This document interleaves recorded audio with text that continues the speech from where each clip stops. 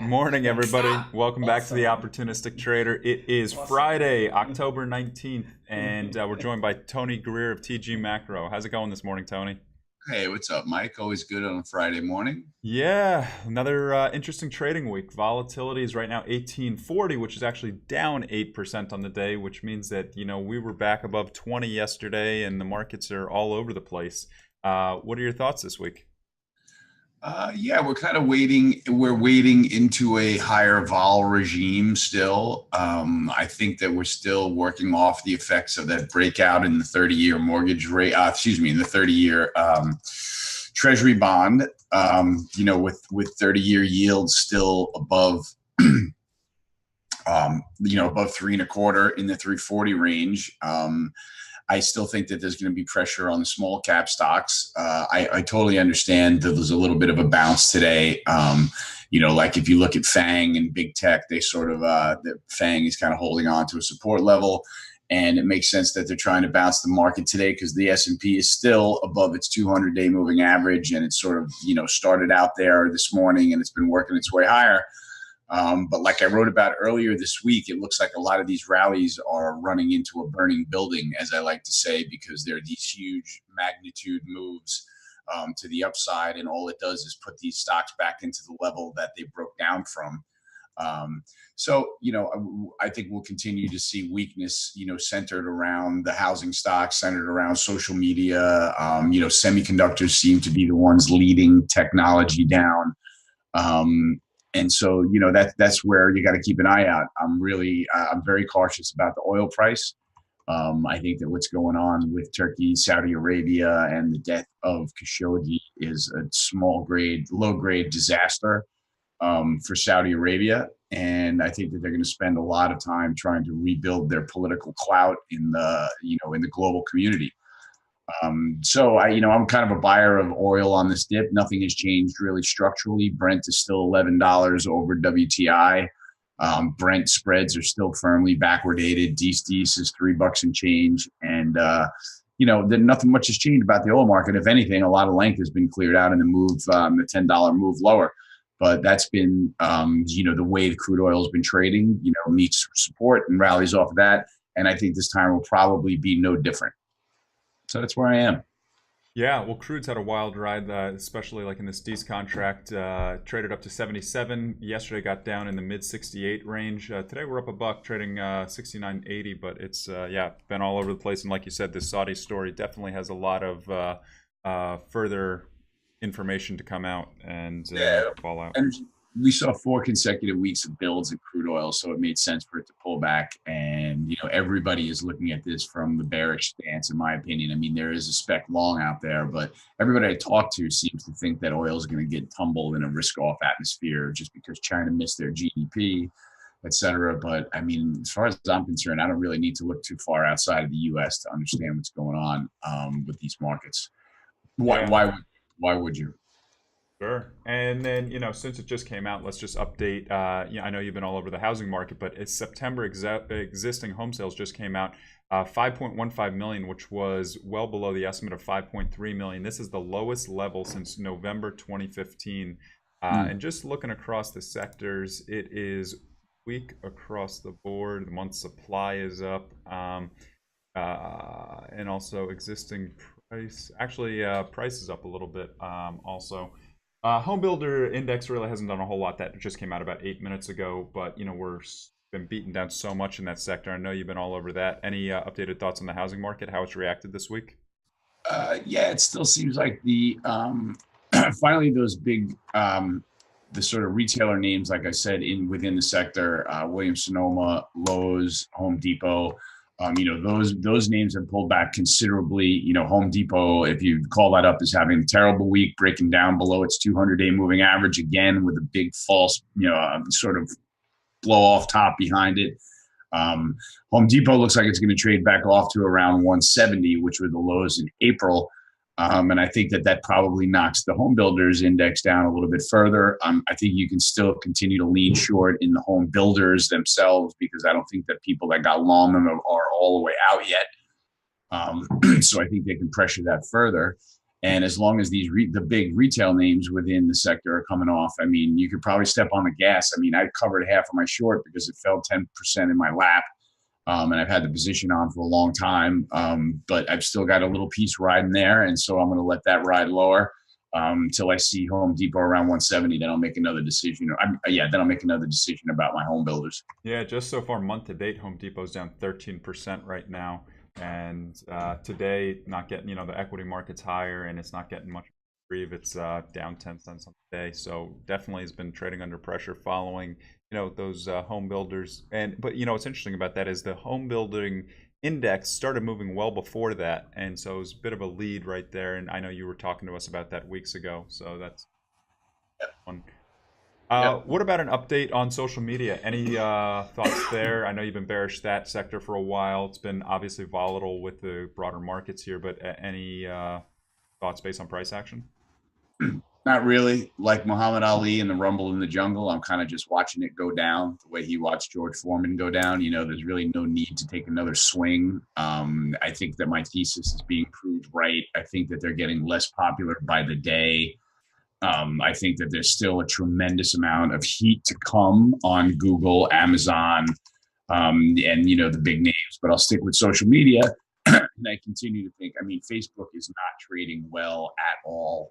It's had these big, short covering rallies, but I mean, look where it is. It's $6 above the Cambridge Analytica low.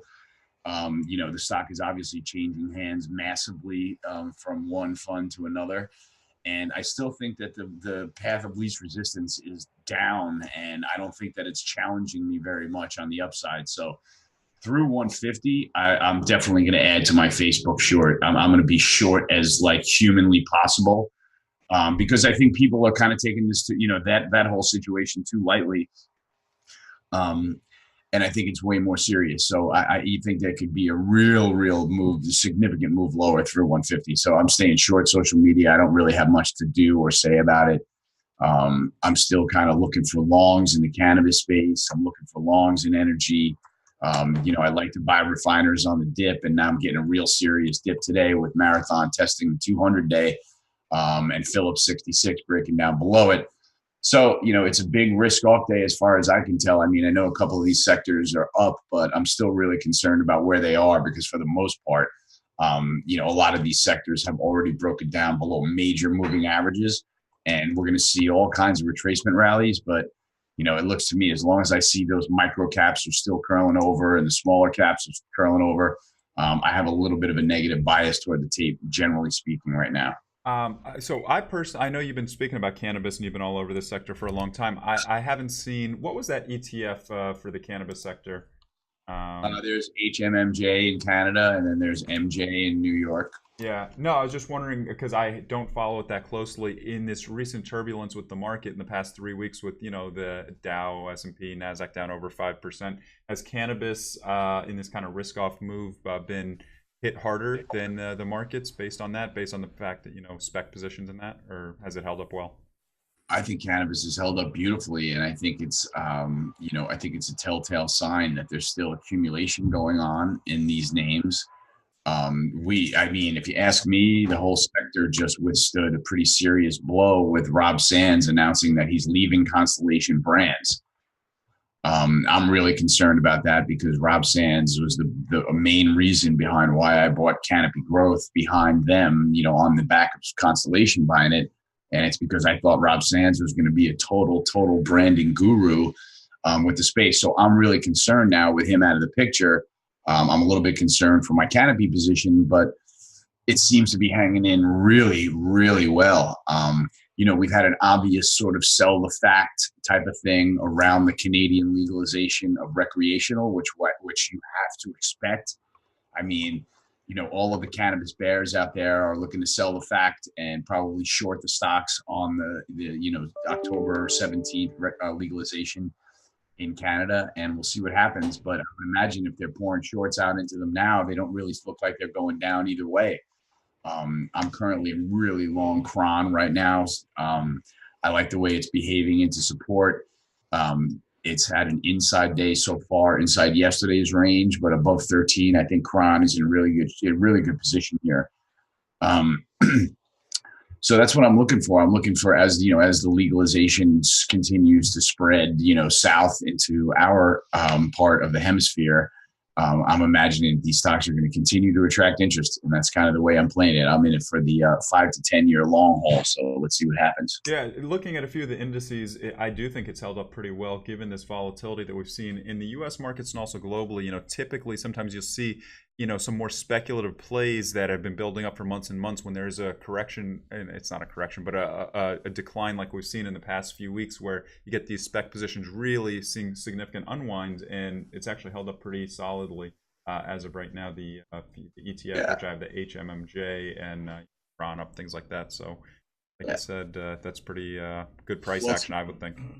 yeah, it's amazing. They're the I look at the cannabis stocks as they're kind of in they were probably originally meant to be small cap stocks, but they've gotten blown up with the a little bit with the move and a lot and with investment. But the reality is they really did hold in really well. If the S&P holds from here and rally, they are going to absolutely explode if we get the world into a big risk on type of trade. Now I'm concerned about that because I still have them in this sort of small cap and techie kind of a sort of be in kind of a bucket in the equity market. So as long as I'm expecting some of this tech stuff to continue to pull back, I'm nervous about the cannabis space for sure.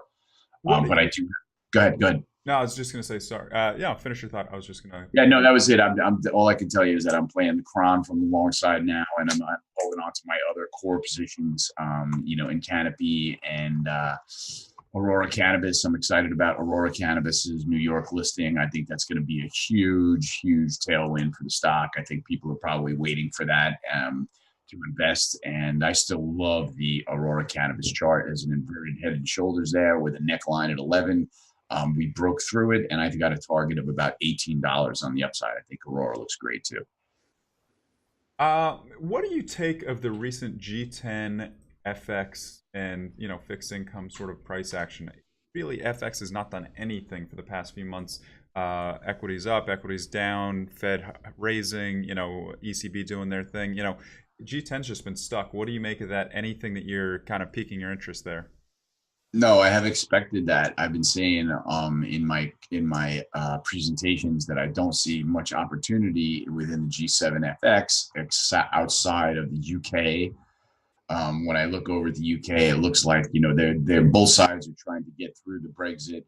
Cable's trading. Cable tends to do poorly when it double tops, and there was a double top of it 144 that knocked it down below all moving averages, and now it rallied into the moving average resistance levels and put in a double top around 132. So I would want to be structurally short the pound, risking 133 or so, and I think that can go lower. But I'm naturally a dollar bull. I still think that there's room for rates to trade higher before they necessarily go lower. When I look at the 10-year this morning, I mean, 10-year yields at 320, so we're just a couple pips from the high. Exactly. And I still think that is the way. I don't think the market, despite the massive treasury short, I think that sentiment is fairly balanced in the treasury market because a lot of people that I talk to, especially in the family office, wealth advisor capacity, is taking a shot at buying treasuries here, being attracted to the yields, which are obviously far more attractive than they've been in the last 10 years. So we're seeing these dips in the treasury market being met with demand because of the higher yields. And as we say in the trading business, they're getting them, so they're getting their bond bids on the bid. And we have to look out for when pension funds get sort of filled up on their bond long duration. If they give that buying duration a little bit of a break to see where rates can go, I mean, I think that we could see the 10-year at 340 before anybody blinks, and I think we could see the 30-year north of 3.5%. Yeah, well, So I was commenting the fact that when we have a 5% drop in U.S. markets and global markets drop 5 to 10%, typically it's a risk-off environment, and typically you would see yields decline in that environment. We have not seen that really. Like you said, 10 years hovering 320 just below the low of the year. So I think they've held up very well. And the other interesting thing, I don't know if you caught this yesterday on CNBC yesterday, Gary Cohn was talking and he was doing a great job of avoiding a number of questions. But, one thing though I did take from it because I think he's a really smart guy and he basically mentioned a few times just off the cuff that he just very casually thinks that the 10-year should be above, around 3.5% should be there based on what the Fed's doing, based on a number of different things. And just the way he kind of continued to reference that, and we're not far from it, makes me think he almost has that priced in as a bit of an expectation, and it's not too far off, and sort of thing we could get to very easily. Gary is undoubtedly a sharp guy. He has never been confused with an insanely profitable trader, but he is an absolute Sith of a banker. And I wouldn't really particularly fade him either. It sounds like he's got a fairly strong view. I like that he joined a blockchain startup. I think that's kind of interesting for the crypto markets and blockchain markets. So good for Gary. Good for Gary. Good for Gary. Gary's got how much stock sitting in his bank account with no, untaxed from taking his job at the Treasury. I mean, I couldn't be happier for Gary. Yeah. So what do you think here, kind of closing thoughts as we head into the weekend? It's been a volatile 2 weeks. Would your inclination be that equities trade heavy into the close, or a bit more of this relief, or not much of a thought on that short of a term horizon? Feels like a heartbeat day to me, Mike, which I consider a day that kind of just tests the highs and tests the lows, and so it'll settle somewhere in the middle without closing on an extreme either way. Like I said, I get it that they wanted to buy them first thing in the morning because tech is hanging in there. The S&P is above the 200-day moving average, and people are going to take a shot buying dips. But I still think that the S&P can work lower. I'm keen on the small cap and micro cap stocks to see if they're going to continue to sell off with rising yields. And with the rising yields today, I'm expecting them to sort of end the day poorly. So, I'm still leaning to look a little bit lower for the S&P. And I'm still looking for the oil price to trade a little bit higher. I mean, those are my sort of stronger views today, which I wrote about. I'm watching the transport sector. The transport sector had a large magnitude down move yesterday. It's below 200-day resistance. It's interesting to me that the rails are showing signs of backing off. And, that speaks to the sort of economic strength. So I've got an eye on that as a good barometer for where the industrials and where the market might be going. And that's it. I'm concerned about I was concerned about transports yesterday because they got slaughtered, even with crude oil backing way off. So whenever you see that, you got to see that, assign that as a sign of weakness in the stocks and see how they perform. So if they curl over further from here, that's going to be one of the weighing sectors in the S&P. So we'll go from there, man. All right. Well, thanks a lot. Tony Greer of TG Macro. You can check him out on his website, tgmacro.com. He's got a lot of great information. Tony, thanks a lot, as always, for joining us, giving us some info. Enjoy the weekend, and we'll talk to you next week. You too, Mike. It sounds great. Have a good one, guys.